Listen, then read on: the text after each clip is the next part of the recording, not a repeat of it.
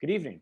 On behalf of KPCC and LAist, welcome to our Voter Game Plan virtual event series dedicated to helping you get ballot ready.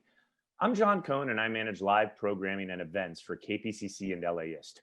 Tonight, Libby Denkmann hosts a live debate between Holly Mitchell and Herb Wesson, the two candidates running to represent District 2 on LA County's Board of Supervisors. During the event, we invite you to engage with us and your fellow attendees in the chat section. The full video of tonight's event will be available on our event page afterwards, so feel free to come on back or share it with anybody that couldn't join us this evening. You can also check out all of our voting resources at votergameplan.com. If you're in a position in which you can support KPCC and LAist, we're always grateful for anything you can do. Go to support.kpcc.org/in-person. And while you're there, be sure to sign up for our newsletter to be the first to find out about all of our events. Thank you again for joining us this evening. Without further ado, senior politics reporter, Libby Denkmann. Hi, and thanks, John, for that introduction. Welcome everyone who's joining to watch the debate tonight, especially the voters with a lot of important decisions on their hands.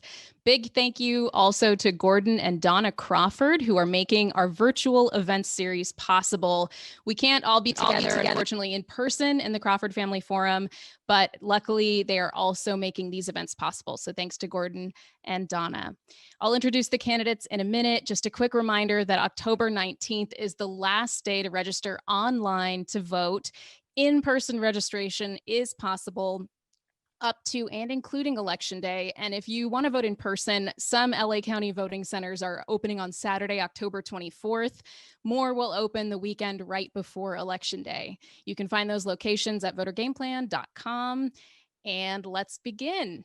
It's a rare open seat on LA County's 5-member governing board, and there is a ton at stake. State Senator Holly Mitchell and City Council member Herb Wesson are the candidates, and they both want to represent the 2nd District that includes roughly 2 million people and covers parts of West and South L.A.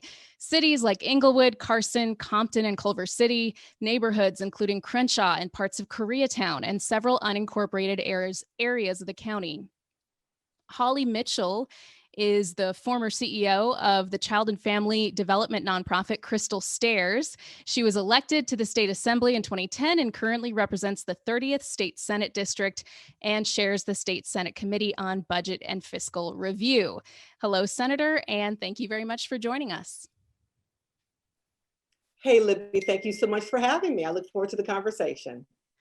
And Herb Wesson has represented City Council District 10 since 2005. He was the first Black City Council president in Los Angeles history. Prior to that, he was Speaker of the State Assembly. Welcome, Councilman, and thank you for being here. It's a pleasure to be with you tonight. I'm excited. Just a brief note about the rules while we get started here. Each candidate will be invited to give a 90-second opening and 90-second closing statement. I will ask one candidate a question and they will have 90 seconds to respond. The other candidate will then have 90 seconds to reply. After that, we'll have 2 minutes of additional discussion and follow-up questions.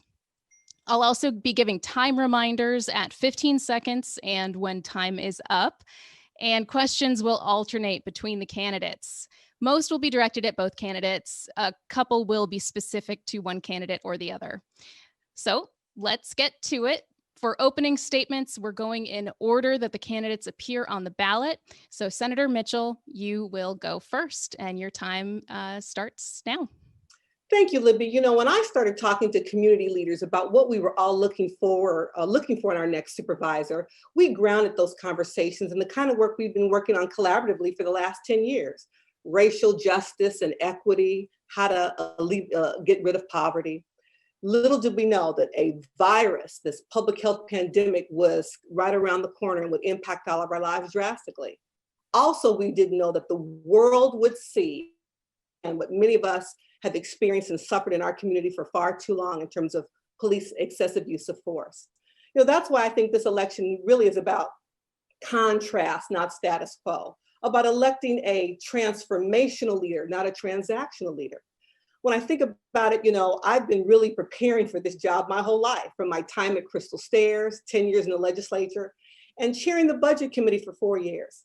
A leadership role that I used to benefit LA County residents during COVID, when we saved King Community Hospital from closure, when we funded K through 14 education so teachers didn't get laid off, and when we helped bring state funding for Operation Room Key and other important safety net services. Again, we've got to think about what kind of leader we want.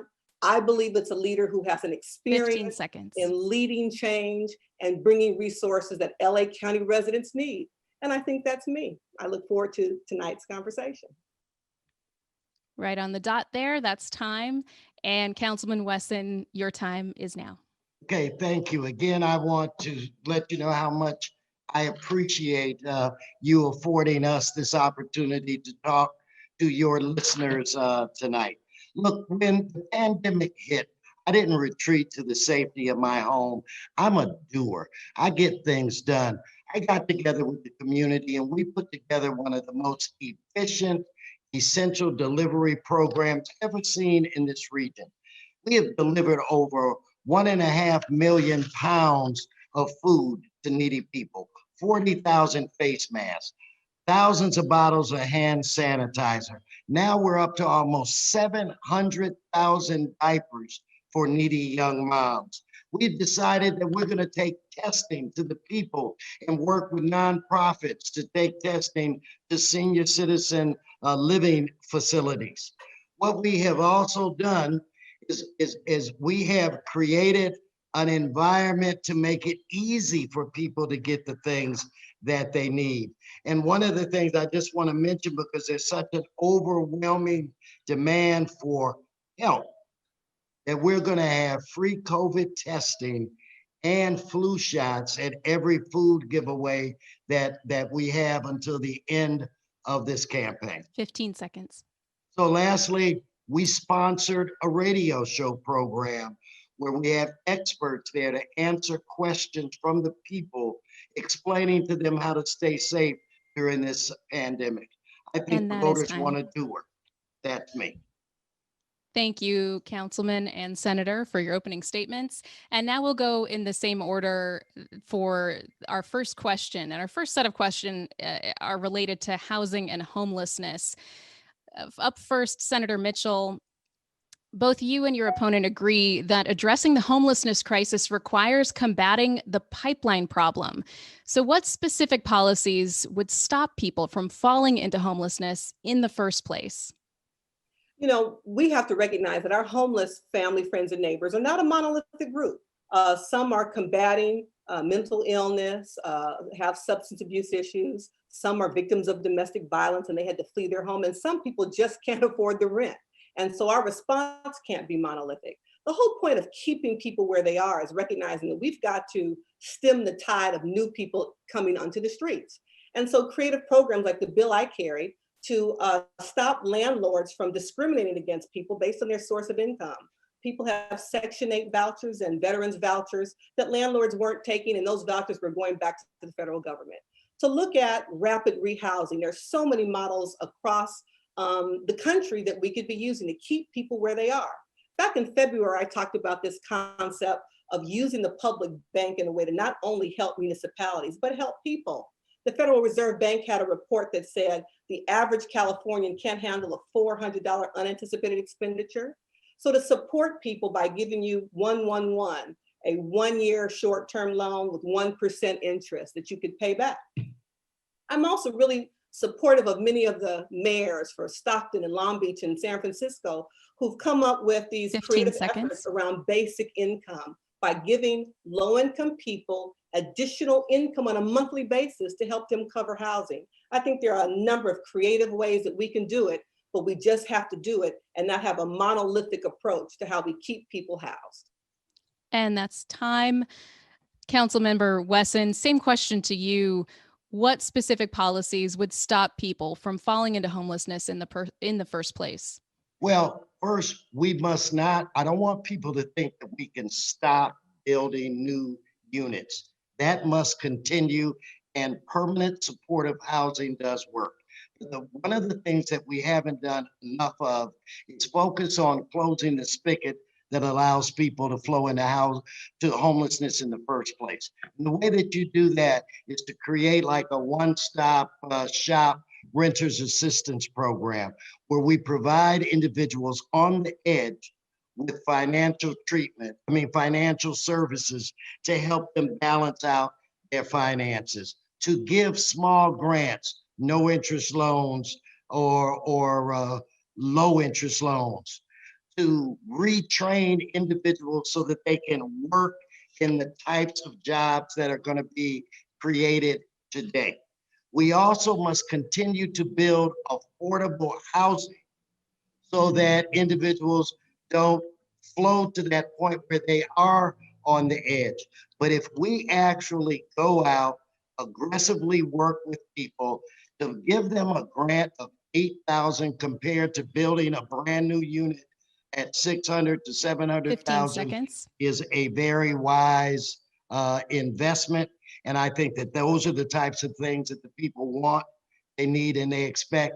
And lastly, we've got to use organizations on the street like LA Can to help us with our chronically homeless. Thank you, Councilman. And for our 2 minutes here, I want to throw it back to Senator Mitchell. What about specific policies like a minimum wage hike for the county or expanding rent control if Prop 21 passes and you revoke or repeal a law statewide that prevents changes in rent control laws in local governments, bringing back public housing? Do you favor any of those policies? I think my point earlier was we have to be creatively and look at all of those options. You know, I fully support the whole notion of transitioning hotels and motels into permanent housing, to use creative building opportunities in terms of the containers. I support all of that. You know, when we talk about low-income housing, you know, there's not an urban planner out there that wouldn't suggest that we've got to really make sure that we build mixed income communities. I would never put my name behind a low-income housing development that I wouldn't be willing to live in myself. And so we're going to talk about building more affordable housing in just a minute. I just wanted to throw it also to your opponent here. 1 second, Councilman Wesson, would you support, for example, a countywide minimum wage hike if you were supervisor, expanded rent control, or bringing back public housing? Libby, as president of the Los Angeles City Council, I raised the minimum wage 3 times. So I think that my actions speak to what my position is. So of course, I would like to see us move from a minimum wage to a livable wage that has some kind of health benefits connected. But I support rent control. It makes sense and it has worked. But also we've got to be mindful of the mom and pop landlords. And just to be clear, sorry, you mean expanded rent control for everyone, or do you mean what exists now for units before 1978? I would think that what's on the ballot right now expands that to a certain degree. I support that, but you have to always create a balance. So the balance would be tax credits for mom and pop landlords so that they would not suffer financial loss. So we've got to remember that these are individuals that have taken their entire life savings and invested it in property. And see, I'm a small mom and pop landlord myself, but I would be willing to do this because the need is great. Sure, you have to also look at some kind of mortgage assistance. So we're going to hold that for right now, just for time. And I want to give Senator Mitchell the last word, just another 15, 20 seconds here, Senator Mitchell, to wrap it up. I absolutely support a livable wage, have voted, co-authored all of those bills. I was proud to cast my vote as a part of our COVID recovery to talk about how we support through tax credit mom and pop landlords. The state legislature did that just a few months ago. And so I think that, you know, the issue of affordability is critical. That is a major crux in terms of the sheer number of people who are unhoused. We have to build, and we have to build affordable. LA City, that's time. 93% of what they've built over the last 10 years was at market rate. So we've not built enough affordable housing. That's a problem. Thanks, Senator. That is time. And we're moving on now. Councilman Wesson will take the first crack at this one. We're talking about gentrification because it's a major concern in the 2nd District, especially with the Crenshaw LAX line opening, maybe depending on delays in spring 2021. How do we encourage, Councilman Wesson, how do we encourage affordable housing development while keeping neighborhoods racially and economically diverse?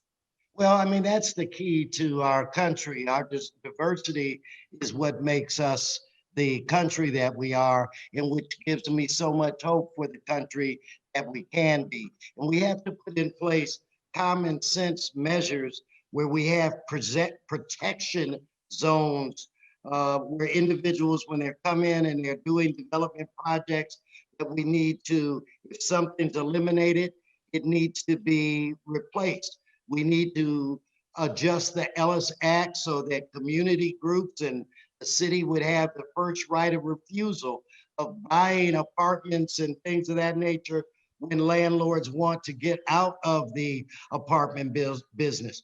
But we also have to be very careful about legislation that hastens gentrification and that would destroy the integrity of our residential communities. And so I think that we have to forever be on the alert, and individuals should be able to stay in a community where they were raised.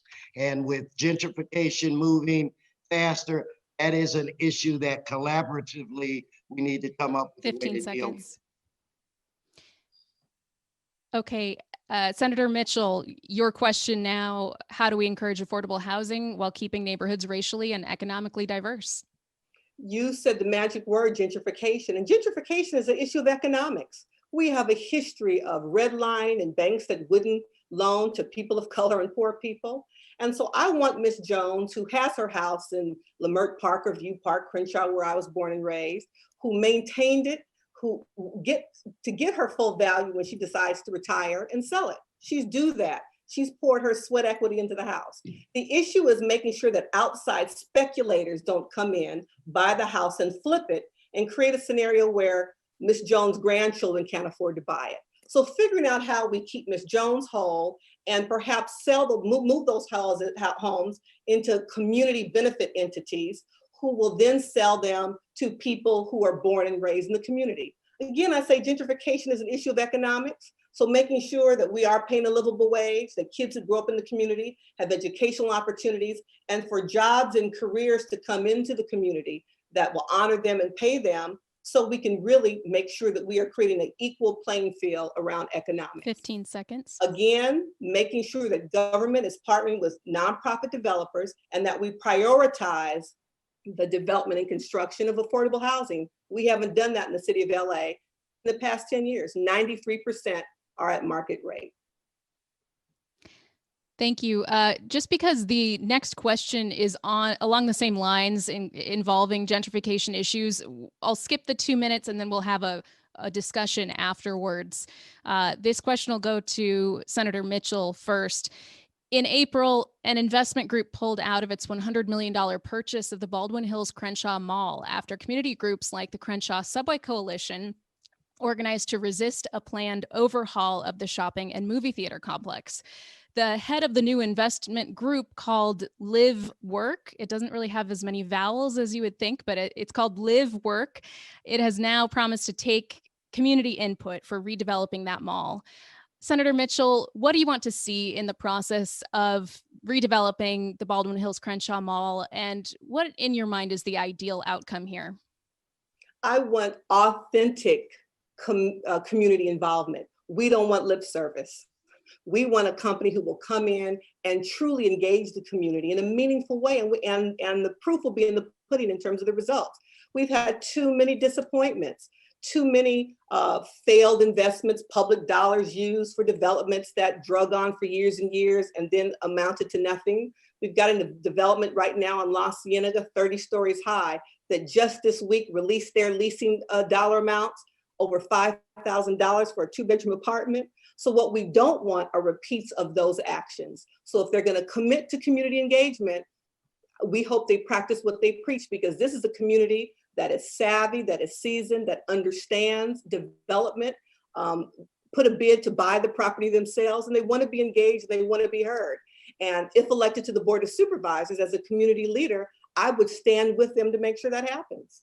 I believe it does need to be housing that meets the income levels of people who live in that community. We get into this, definition of affordable for whom. And so it really needs to be benchmarked based on average salaries and people who live in the community who want to stay in the community. 15 seconds.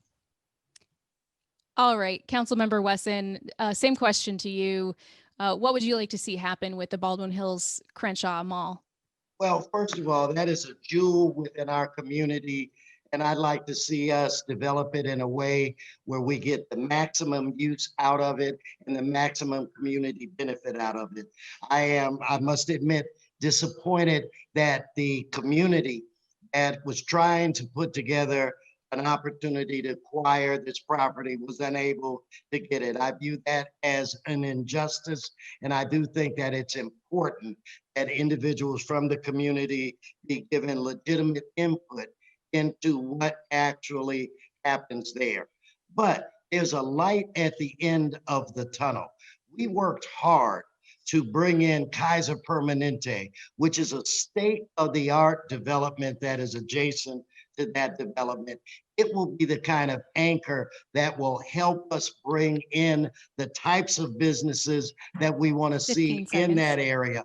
I know one of the things that we've been talking about, and unfortunately there was the death of the individual who was in charge at Kaiser, but we were looking to bring in a biotech operation that would afford our community the types of jobs and that would give them the resources they need to live a comfortable life. Thank you, Councilman. And just for our 2-minute discussion here, throwing it back to Senator Mitchell, we saw this community group that had rallied to try to purchase the mall. It didn't work out. It ended up going to a large development firm that's based in New York, although one of the key principals there is an Angelino who says he's going to listen to the community.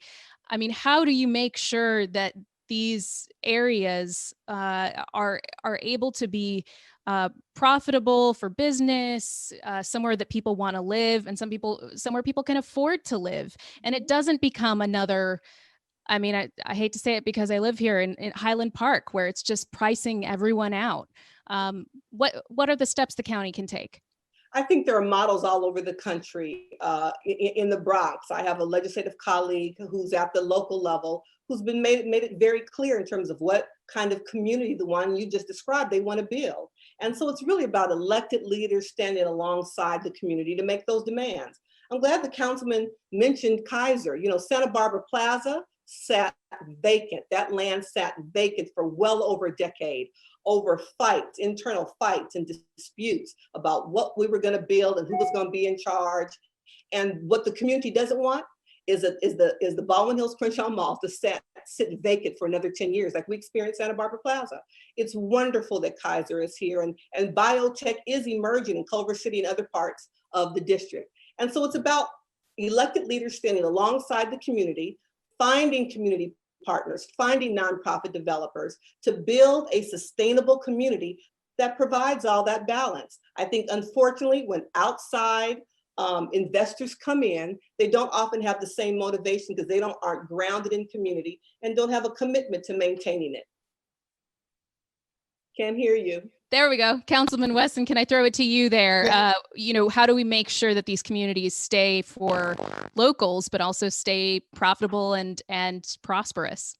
Well, one thing I do want to do, I want to kind of go on the record and indicate that, yes, that property lay vacant for a very long time, but it has only been in my district for slightly over 5 years. And to do what we were able to do by forming the partnership with Kaiser, I think was remarkable. It was a project where we brought the community in, we worked with them, and they were pleased, we were pleased, and we have a state-of-the-art health facility that not just helps Kaiser members, but other members as well.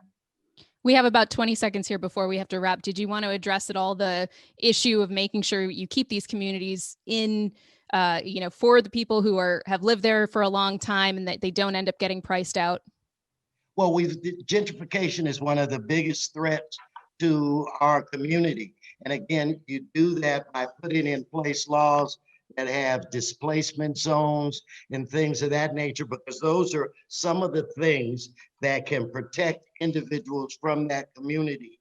You do that by ensuring that there is community input. And I would have to say, I am so proud of the community's ability to organize and make very good arguments. And I believe that in working in partnership with them, that we're going to ultimately wind up with the type of development that they will be accepting of. Thank you, sir. And, on the same topic, in terms of housing, you both mentioned the issue of building and the fact that we do need to build more housing. The California Housing Partnership recently estimated that LA County needs 500,000 more affordable homes just to meet the needs of the very low income households in the county. As supervisor, and this question will go to you, Councilman Wesson, first. As supervisor, how would you address obstacles to new affordable housing in LA County? High construction costs, burdensome red tape. We know that there are a lot of obstacles in LA County to getting that affordable housing built quickly. How do you address them? Well, one thing is that it seems where it relates to market rate development, they just don't have the problems that affordable housing has. So that's why in the city of Los Angeles, I introduced a motion. So from here on out, all surplus city property, if it's going to be developed, it has to be developed 100% affordable. Now, I know that that's not enough, but what I'd like to do as supervisor is to get LAUSD to buy in. They are the biggest landowners in this region. The county, if you start looking at city-owned property, county-owned property, school board-owned property, state-owned property, and have each one of those jurisdictions, they don't have to do 100% like the city of LA did, but if they just did a percentage, that would make it easier. Because when you're developing public land, you don't have to pay for it. So right off the top, that's a savings of anywhere between 8 to 16%. You do a long-term ground lease, and you have to do things that make it more attractive and make it pencil in. So that's just one thing that I'd like to create, a county-wide strategy. Seconds. All right, Senator Mitchell, same question to you. Overcoming obstacles to building more affordable housing, because we know that we need it. We do, and we need housing across the board. But with regard to affordable, I'm glad the city took that action, because as I said earlier, I think it's over the past 10 years, 93% of all new construction has been at market rate. So I'm glad the city took that action now, and we all have to move forward in a much more aggressive strategy. It's land costs, labor, and materials that drive housing costs. Government comes into play around fees. And when you look at across the state, various counties have very different fee structures. The one thing the county could do is look at the fees the county charges for new construction. I think it's a great idea that we're going to use publicly owned land. Again, we have to make sure that that land is conducive to housing for working families and for families with children. We're not talking about building under freeway overpasses and again, creating affordable housing in areas where none of us would really deem desirable. People deserve to live in healthy, whole communities. And so that's one element. I want us to create an opportunity where we can make sure that every housing development in LA County, not just that built on public land, has a higher percentage of affordable units, 20% or greater. Again, I think the way the county can incentivize that is look at our fee structure to see what we can do to reduce it, to make it more, to make it pencil out for developers, and partner with nonprofit developers who aren't going to take the profit and roll it into another property. Councilman Wesson, I just want to throw it back to you because both you and Senator Mitchell opposed State Senator Scott Wiener's bill to increase density near transit. It's been sort of making its way through the legislature in various forms over the last few years. The most recent version allowed governments 2 years, local governments, 2 years to develop their own zoning rules, and it would have allowed single-family homes to be converted to triplexes and fourplexes. Councilman Wesson, do you support any local zoning restriction changes when it Let me comes just to jump ones in and that say, favor I single do, family homes. Go sorry, ahead. but you pushed the button. I do not support any of the Wiener legislation or the Atkins legislation. The latest iteration was SB 1120. In my view, again, it would have hastened gentrification. It would have put our community at risk of losing our residential neighborhoods that we long for. This is not Northern California. That's why we just visit Northern California. We live in Southern California because we support a certain lifestyle. I would not have voted to support SB 1120, and for whatever reason, the senator did. It was something that does not help this community. And what really upsets me the most, instead of Senator Wiener or Atkins coming down and having a conversation with us, they just try to force this down our throat. Do you know 70% of the affordable housing that has been built in the county of Los Angeles has been built in the county of LA, has been built by the city of Los Angeles, and we only make up 40%. So we're a willing partner. I hear you, Councilman. I want to throw it to the senator, and just really quick before I do, is there any version, Councilman Wesson, of local zoning restriction changes that favor single-family homes that you would support in the future? Just a very brief. I am open for that. I have supported Measure Triple J years ago. So we are open here. Okay. Have a conversation and let us give input. Okay. We're allies. And Senator Mitchell needs time to respond because Councilman Wesson, talking about your vote on one of the Wiener bills, were you coming down and dictating to Southern California, Senator? I appreciate that. And for the record, and the councilman knows this, having served in the assembly, the SB 1120 was on consent. It went out of the Senate. And we know that the legislative process is a process. That was out of the original House. We had lots of opportunity for conversation. I have to say, Senator Wiener did come to Los Angeles at my invitation and toured Council District 8 with Councilman Marquise Harris Dawson, went into the homes of some of our shared constituents to talk about and understand and see LA's transit-oriented corridors and what we had actually done. 1120 didn't pass, and I released a statement saying that I was not going to vote for it when it came back on concurrence, and why. I had conversations with the pro tem. I'm a duplex owner. I have voted for all the ADU legislation, but 1120, when we got down to the brass tacks, it was going to divide a parcel and then allow duplexes plus ADUs up to potentially 8 units. That might work in some areas of my district, but not South LA where the parcels are too small. And so I did my due diligence. The critical issue is, if not 50 or 1120, then what do we say yes to? Because we are 500,000 housing units short. And the local governments who have the authority to okay development and that's time, have not done what they need to do to keep pace with LA's population. Thank you, That's why the state Senator. is looking at a solution statewide. Thanks, Senator, and thank you, Councilman, for pointing out the earlier vote by the senator. And we're hoping that we can continue this conversation. I really appreciate it, but we do have to move on to police, law enforcement reform, and community safety, because it's really just moved up the list on priorities for local voters, of course, because of the events of 2020. Senator Mitchell, you'll take this question first. You and your opponent are on the ballot at the same time that national attention is turned to systemic racism in law enforcement.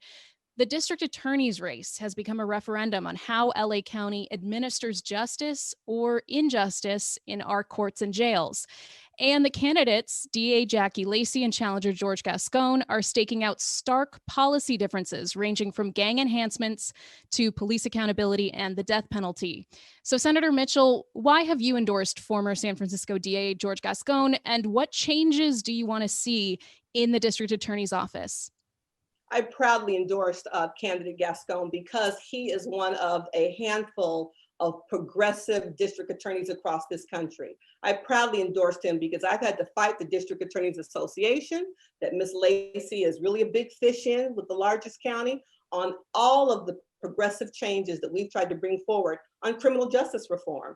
Everything from decriminalizing prostitution for children who are victims of sex trafficking, she opposed. Any number of examples of legislation that I've carried and others. And so I've had a working relationship in seeing where she says she's a reformer, but she is not. And LA County has positioned itself to really look differently. We want to transition away from persecution and incarceration to funding like Measure J that I've also endorsed on the front end to keep people out of the criminal justice system. When you consider the number of death penalty cases she's brought forward, when all of the studies show from Brian Stevenson's work that justice is not blind, and we don't have a high level of confidence that people that are on death row truly are guilty. When the governor issued a stay, she's continued to bring that charge forward. And so I endorsed her and supported her when she was first running based on my lived experience as a policymaker, serving on public safety committee and carrying criminal justice reform bills. I can no longer stand beside her. Thank you, Senator. And Councilman Wesson, now to you. Earlier this month, you rescinded your longstanding endorsement of DA Lacey, but you have not endorsed George Gascon.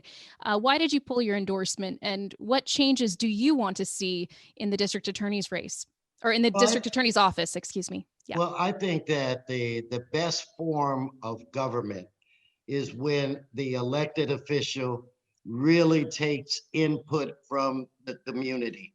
So over months, I've had countless conversations with community activists and just, regular mom and pop from the neighborhood. And I felt that it made more sense for me to focus on my race to become the next Board of Supervisor than to be engaged in the city attorney's race. There is this wave that is sweeping this country where millions of people walked onto the streets from New York to California, from Washington to Florida, demanding change. At this stage in my life, at this moment where we have the greatest opportunity for change, I wanted to be part of it. So again, I'm focusing on my race, but more importantly, I am focusing on the concept of reimagining public safety. And what does that mean by actually changing the system of policing in this county? And just quickly back to you, Councilman Wesson, Yes. Because I didn't hear if there were any specific changes you want to see in the DA's office going forward. Well, what I'd like to see is that they have more input with the community. They need to have their finger on the pulse when they are making the decisions that they make that affect millions and millions of Los Angelenos. I would like to see a district attorney that is not just by the books, but one that understands that there are other ways that we can get things done. I'd love to see diversion programs. I'd love to see them help us put in place ways to have better oversight over the sheriff's department.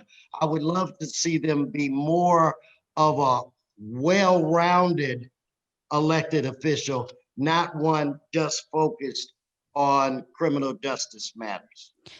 Senator Mitchell, with your support of George Gascon, I have to ask about one of the key criticisms that DA Lacey levies at him, and that is his co-authorship of Prop 47 that downgraded some felonies, nonviolent felonies, to misdemeanors. She blames that for an uptick in property crime in San Francisco. It's mostly been car break-ins. There's mixed data on whether there is that connection. Do you, with your support of George Gascon, feel like that is still maintaining the public safety that Angelenos are due to expect? Absolutely. And I too endorse Prop 47. And so fundamentally believe that we had gotten into a space as Californians where we were criminalizing poverty, We were criminalizing over-policing communities of color. And we needed to right-size our criminal justice system. I have carried any number of sentence enhancement reductions and bills to eliminate sentence enhancements, all of which DA Lacey opposed. And so I am looking for a progressive champion that will rely on data to show what actually contributes to uptick in crime, which is a bad economy. I'm looking for someone who is not so closely aligned with law enforcement that she is hamstrung in her ability to hold bad cops accountable and bring charges on cops who killed unarmed community residents. And we do have to move on. I appreciate it. Thank you, Senator. I appreciate you both. Moving on, and Councilman Wesson will take this one first. Yes. Sheriff Alex Villanueva has clashed with the Board of Supervisors on everything from the budget to transparency. Yeah, that might have been in the headlines a few times and on Instagram Live. Transparency involving autopsy results for one of the victims of a police or a sheriff's department shooting. Some supervisors have said that he should step down. The board does not have the power to remove the sheriff. So what steps do you want to see, if you are elected to the board take to hold the sheriff accountable? Well, first of all, it is obvious to, I think, most of us that he is in way over his head. And because of his inability to work with other people, we, the people, are the ones that are suffering the most. I think that people should continue to call for him to resign, but the reality is he is not. The Board of Supervisors need to carefully, and using all of the skills they possess, to use their ability to manipulate the budget to try to keep him in check. One of the things that I also believe needs to happen immediately is we need to have a conversation as to how we want to, as a county, continue to select our sheriff.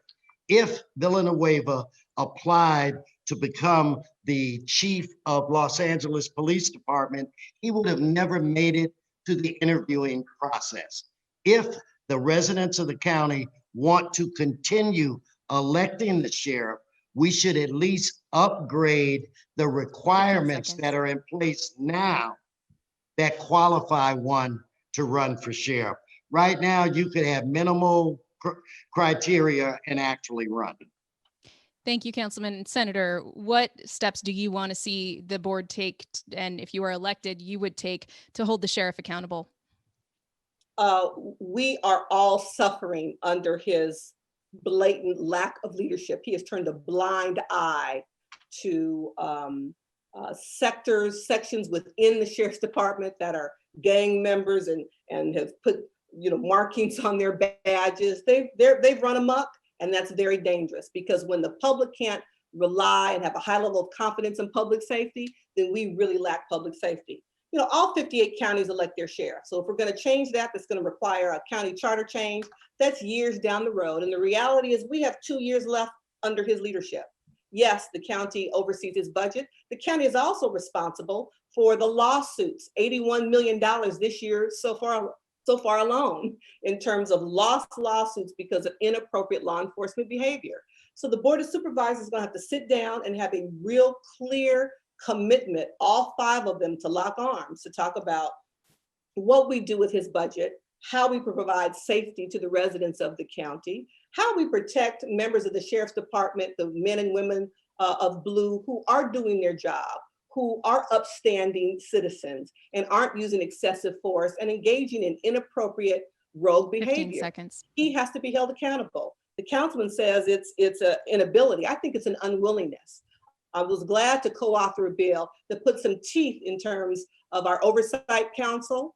They have subpoena power, so the next time he tries to not show up to the oversight commission, they can subpoena him. Thank you, Senator. And next question, because we're going to skip the discussion portion just in the interest of time, to get on to another question about the Sheriff's Department. Senator Mitchell, the Sheriff's Department has also drawn criticism for how it has responded to protests over the shooting of Dijon Kizzee and Andreas Guardado. Deputies in riot gear have surrounded peaceful gatherings with wire barriers, and protesters have reported being injured by deputies outside the South L.A. Sheriff's Station. What is your plan, Senator, as supervisor, to protect citizens' First Amendment rights to protest? You know, people are talking about defund the police. I think we also have to demilitarize the police. The gear, the equipment that we saw them roll out, I thought they were in a war-torn country, not simply, supervising people who were exercising their fundamental right to peaceful protest. We have seen examples of them inciting violence and conflict because they show up that way and, incite conflict. So the first thing we have to do is take some of that equipment away. It's inappropriate to use in those kinds of settings. There are, rare instances when that kind of riot gear is necessary. And so we have to help the sheriff, who apparently lacks the will or the leadership to oversee his department, understand and put in place policies that limit their access to purchasing that kind of equipment and the conditions under which they can use it. We don't need any more $5 million helicopters that LA County sheriffs purchased a number of years ago with proceeds from civil asset forfeiture. Inappropriate. And Councilmember, what is your plan as supervisor to protect citizens' First Amendment right to protest? Well, I mean, that's one of the most important amendments that there is. But I think we have to ask ourselves, why are the people protesting? Why are they out there? They're out there because they feel that the criminal justice system needs to be reformed. And that's what we're doing in the city of LA when we're looking at reimagining public safety. Just today, on a 14-0 vote, the city council voted to move forward in creating unarmed professional mental health response teams to respond when individuals have mental challenges or they're homeless or they have substance abuse issues and they're more. It's not just the police, it is the system of policing. That's what they're demanding on the street, that the system be changed, the system be reinvented, the system be reimagined. And that's what we're doing. We're trying to take the lead in the city of Los Angeles. All right, moving on, because again, just in the interest of time, and there's so many important issues to get to, the next set of questions will be directed individually and will not include direct rebuttals, but you'll each get a different question that's along these lines. For Herb Wesson, we're going to start out first, Councilman, with you. Voters have steadily been losing trust and confidence in government and in elected leaders.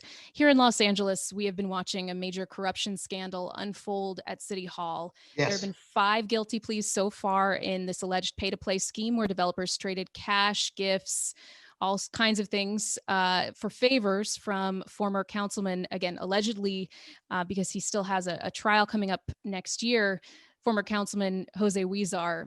Mr. Wesson, you were council president while a lot of this allegedly occurred. Were there sufficient safeguards in place to keep that kind of corruption from happening? Well, I had hoped that we had sufficient safeguards. We banned commissioners from contributing to campaigns, banned contractors from contributing to campaigns, banned developers from contributing to campaigns. We have an ethics commission and a very creative public financing program. But the one thing that I learned from a friend of mine named Rabbi Rubin is that bad people are born into every generation. And that's what we saw here. You cannot legislate integrity. When something like this occurs, it hurts all of us, because the most important thing that we have is the trust that is necessary to work with the community. These types of things happen from time to time. In the federal government, they come up every now and then. In the state government, not too long ago, a couple of senators were sent away. So we've got to continue to put in place things that are transparent, things that make it challenging for individuals to do these types of things. But we have to remember that we can't legislate integrity. And thank God that we have good people 15 that seconds. are always going to be there to fight the bad people. All right, Senator Mitchell, along the same lines, question to you. The LA County government operation is massive. Have you assessed whether there are sufficient measures in place to prevent corruption throughout the departments in the county? And how will you address this as supervisor? I appreciate the question. And every level of government has ethics oversight. I think that the city probably should have taken leadership much sooner under the leadership of the councilman as president in terms of separating, contributors from policy. That's always the issue. People, the role of money in politics is a fundamental issue. The question is if votes and policy begin to be shaped in accordance with those who are contributing. And that's the laser focus that we have to use, and making sure that there is sunlight between those two issues. That, if you see someone who takes a contribution, are their votes all of a sudden in alignment with supporting that person? That should have been able to be seen long before, investigators came in and elevated it to everyone. And so it's making sure those kinds of safety measures are in place. And having, these are important conversations to have as candidates going forward, because people want to be able to vote for people who they think believe in and support transparency, who operate with integrity. That's important. We're seeing what's happening at the federal level right now, and people are sick of that. And we can't afford to have any level of suspicion at the county level. The county has too much work to do to navigate our way out of COVID-19 to have to deal with any lack of confidence from the general public. We can't afford that. Okay, Councilman, the senator said a number of things. I want to give you a chance to respond. She mentioned that she believes you should have acted sooner when it came to this corruption going on at City Hall. Well, first of all, most of the issues that I mentioned, the ban on commissioners, contractors, developers, the ethics commission, the public financing, that's been in place for years. Okay, as soon as we found out that something was going on, we took the appropriate action. Whenever there's some act like this, it spills over on all of us. So, nothing is more important to any elected official more than the public trust. And like I said, we've had an ethics commission that has been in place forever. And these are the types of things that we hope to bring over to the county of Los Angeles. It just shows when individuals are want to do something that is inappropriate, they creatively try to find a way. But it is important that we have these measures in place. And I'm proud that most of the things that I rattled off had already been. Thank you, Councilman. Thank you. And we're going to move on because we have some questions about both of your records that we want to get to here as our time is running a little short. Really? Yeah, I know it goes so fast, doesn't it? It does. Senator Mitchell, looking at records again, these questions will be different for each of you. Senator Mitchell, as chair of the state Senate's budget committee, you pushed back on some cuts to social services in Governor Newsom's COVID era budget that took effect July 1st. But the plan still included $11 billion in cuts to universities, courts, schools, and state worker salaries. Those reductions were supposed to be overturned if federal stimulus money came through this fall, but that bet fizzled out earlier this month, and no money for states will be coming from Congress anytime soon. And that likely means more layoffs and pay cuts. The state is now also deferring nearly $6 billion in payments for K-12 schools and community colleges. Hasn't the state here, Senator, simply kicked the can down the road? And why should voters trust you to steward the county's $35 billion budget? That's a great question, and I appreciate it. What we did was we looked at a $54 billion deficit that the governor rolled out in his May revise. And what we led in the Senate by saying, we can't levy cuts on programs that people are going to need to survive their way through COVID-19. We had, under my leadership, created a rainy day fund for entitlement programs. We spent that down to save funding for healthcare, early care and education, and CalWorks. We are funding K through 14 education at the previous year's level. We redirected the governor's triggers to other areas, the courts, higher education. The governor was working very closely with Speaker Pelosi, and we had a high level of confidence June 15th, that by October 15th, we would receive some relief from the federal government, because the federal government has stepped up in such a meaningful way in the early months of COVID in really helping California significantly around our health and human services areas. And you're right, it's a tough pill to swallow, but we were very strategic in terms of the programs that we felt would cause the least harm to people who were disproportionately impacted by COVID. We will go back. I'm chair of the Joint Legislative Budget Committee, which means I'm there with the governor and Department of Finance, arm in arm, even outside of budget season, to see if there's anything we can do with our rainy day funds to alleviate this current trigger. But fundamentally, the federal government has got to step in to help states and localities across the country. They have to. Thank you. Councilman Wesson, this question is on your record. Councilman, you've been accused sometimes by your opponent of being somewhat of a Johnny-come-lately to the criminal justice reform issue. You supported Charter Amendment C on the May 2017 ballot, which was requested by the union that represents LAPD officers, and it allows officers accused of misconduct to choose to have an all-civilian review board. Civilians rule in favor of officers more often than experienced commanders and captains. Why should voters trust you to fight for accountability for law enforcement? And what do you make of that criticism that you're a late stage convert to this cause? Well, because that's just absolutely not true. When I was Speaker of the California State Assembly, I formed the first Speaker's Police Reform Commission. And one of the most vocal individuals that I had fighting on my side at that point in time was Connie Rice. A lot of these phenomenal ideas that you hear now about being able to deal with problem officers and track them and whistleblower protection, these are all ideas that Connie Rice and I tried to push back in 2002 when there weren't millions of people on the street.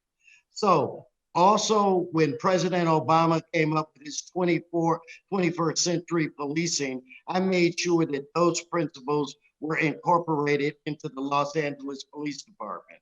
Now, where it relates to Measure C, the question is what we have done, is it better today than it was when I helped changed it? In the beginning, hearing examiners had to have, civilian hearing examiners had to have 7 years experience in very limited categories. First thing that I did was change that from 7 years to 2 years and expanded those categories so that more people could be part of it. The ACLU gave us 16 recommendations. I instituted 11, one of which was an audit and that we would release all information to the public. So how much time I got? We're just about out of time. Okay. Yeah. So the question is it better today than it was before? Yes. Is it perfect? No, but I always believe in moving the ball forward. All right, Senator, I'm going to give you each 30 seconds to wrap this issue up just because, police accountability is such a huge issue. 30 seconds to you, Senator, and then 30 seconds to Councilman Wesson. Go ahead. Thank you. Well, this summer, the ACLU said, and I quote, it eliminated accountability altogether. Our chief of police said that it's made it harder for him to penalize and fire cops who ultimately break the law. You know, the question is it appropriate to allow a police union to write language to police themselves? And I think the fundamental answer is no. It did not make it better. It took us decades back Rodney King. All right, go ahead, Councilman, 30 seconds to you. My response to that is simple. They did not write the policy. The city council wrote the policy. It was placed on the ballot. But all of the changes that we made, now that cops cannot immediately be put on this board, they have to wait 5 years. As we were building this new board, no police officers could be appointed for 2 years. I go back to my original statement. Is it better than it was? Yes. This is one of the biggest changes in the past 25 years. Thank you, Councilman. Okay, final set of questions before we head into closing statements. And this has just been such a great conversation. I want to thank you both for being part of it. Transportation issues, obviously a huge issue, and with COVID-19 putting pressure on everyone, especially essential workers. I want to talk about Metro's Board of Directors recently voting to cut bus service by 20%.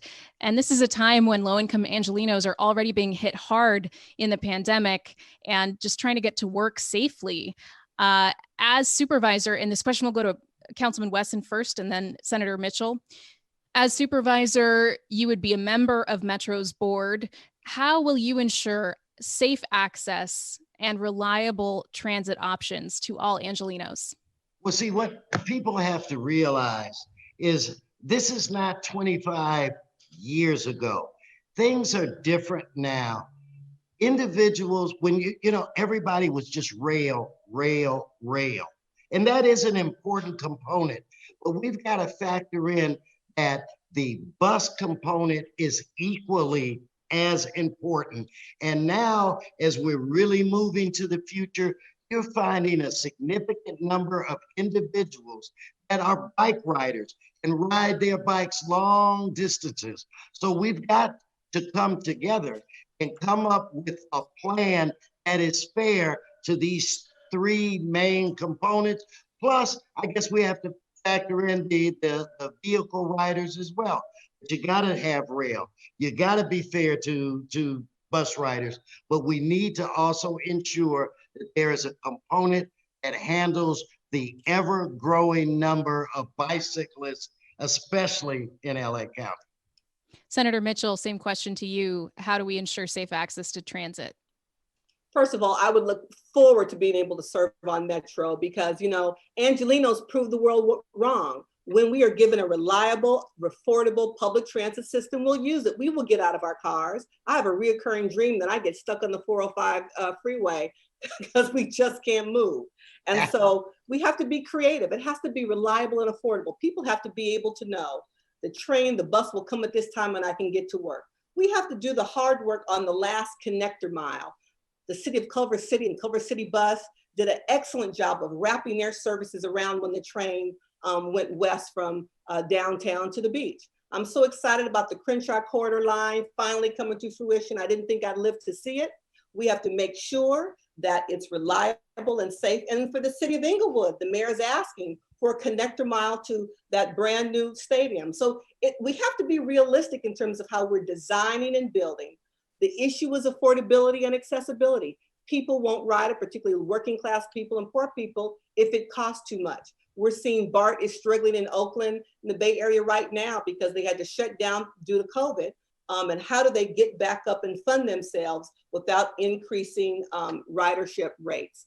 So we've got to be thoughtful of all of those elements. If it's reliable and safe and affordable, people will ride it. So we have to be clear as we build about the last mile of connection to make it useful for Angelenos, to make us get out of our cars. And that's time. And just really quickly, before we move on to closing statements, talking to some transit folks who report on these issues, one of the questions that they get asked again and again by people who are upset about these Metro cuts are, do members of the board even ride transit? And the answer, the majority of them do not ride transit on a regular basis. So quick yes or no question, first to you, Holly Mitchell, and then to you, Councilman Wesson. When you are elected, when you're a member of the board, will you commit to riding transit on a regular basis? Senator Mitchell. I ride transit now when I can, if I don't have meetings and have to go multiple places, from my district office in Expo Park to my home in Midtown. The issue is that last connector, because my son gets crazy when he knows before COVID that I would ride those scooters, north on La Brea to get home.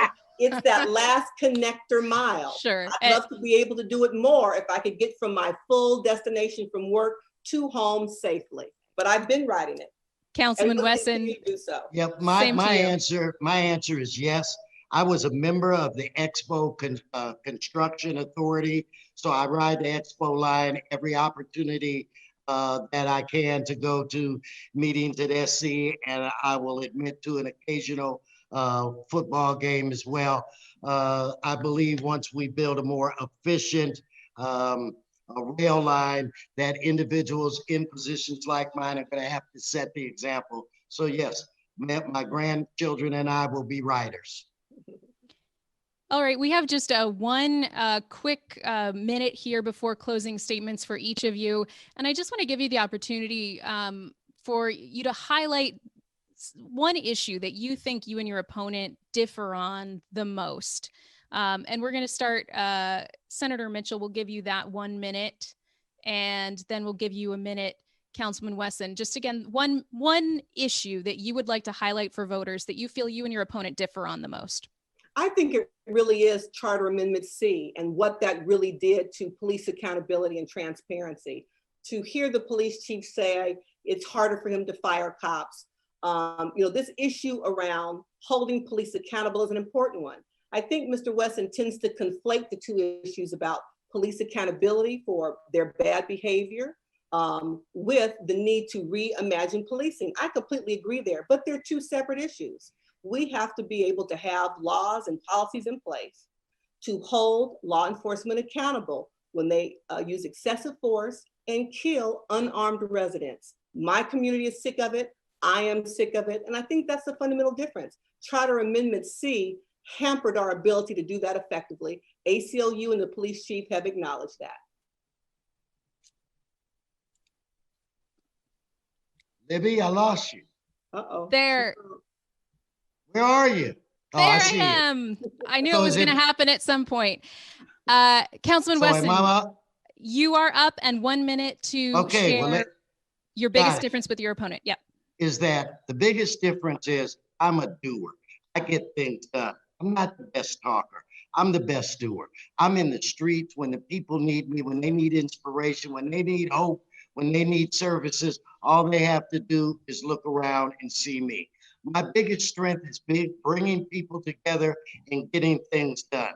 And I think the biggest difference is I'm going to be there with the people because they are me and I am them. So if you want somebody that's going to get stuff done, that's going to listen to you, incorporate your ideas in building a future for this city, this county, then I'm their man. All right, when we can move on to closing statements here, 90 seconds for each of you. And again, we base this on order on the ballot. And so we are going to start with Councilman Wesson, 90 seconds for closing statements, and then Senator Mitchell. Again, let me thank you guys for putting this on. It has been lively. It has been fun. And I'm hoping to the voters that it has been informative. You know, I don't think elected officials are judged based on how they act during the easy times. I think they're judged based on what they do during the challenging times. And I would hope that based on my behavior historically, that the community knows that when they need me, I will be there. I think the most important endorsement that any candidate can get is the endorsement of the people. And I hope those of you that are voting now are considering me, and those of you that are going to vote by November 3rd will consider me as well, because I want your endorsement. But I'm also proud to say that I am supported by the Democratic Party, a party that I've been a member of my entire life, the only candidate in this race. I am supported by the working men and women of the Los Angeles County Federation of Labor, teachers, grocery workers, firefighters. Seconds. So when you go into that ballot box or you do it at home, a name that you can trust, a name that has always been there has been Herb Wesson. I would be honored to have your support. Thank you all for participating in tonight's conversation. Thank you, Councilman. Senator Mitchell, final 90 seconds to you. I appreciate that. A young woman gave me a card today with a quote from Drucker, the management guru, that said, management is doing things right. Leadership is doing the right things. And I believe I've got a full career of doing both, management and leadership, when the community needed it the most. You know, we are at a critical point in history where government, and it's times like this that government is designed for, to make sure that we are in a position to stand up government systems to support people through this pandemic and beyond, to stand up systems to help our economy recover. And so small businesses and houses of worship can reopen and our kids can go back to school. That's the function of government. And we have to elect leaders who fundamentally understand that. They understand that their role is to make government work for the people. And I believe I've spent 10 years as an elected official and many years before that working in and around government to provide those kind of supports. Proud that the LA Times refers to me as the conscience of the legislature. Proud that I have the endorsement of some of the most progressive leaders across this country, from Bernie Sanders and Maxine Waters to Katie Porter, to any number of people who are aligning themselves with my policies and my politics. Voters have a clear choice in this race. It's about transformational leadership, not transactional. It's about going forward and not relying on past actions. We want transparency, not backroom deals. And I'm going to ask your listeners for their vote election day. Thank you, Senator. That's State Senator Holly Mitchell and City Councilman Herb Wesson, your candidates for the 2nd District supervisorial seat. Remember, the last day to register online to vote is October 19th, but you can go in person, and those in-person vote centers start opening up the weekend of October 24th. And then there's going to be a lot more, like Dodger Stadium and all kinds of places, Staples Center, to vote the following weekend, right before Election Day, if you prefer to go in person. Thank you both for being here, and please go online to votergameplan.com if you need any help getting information about your ballot or how to vote. I'm Libby Denkmann with KPCC and LAist, and have a good night, everybody. You too. Thank you. Thank you.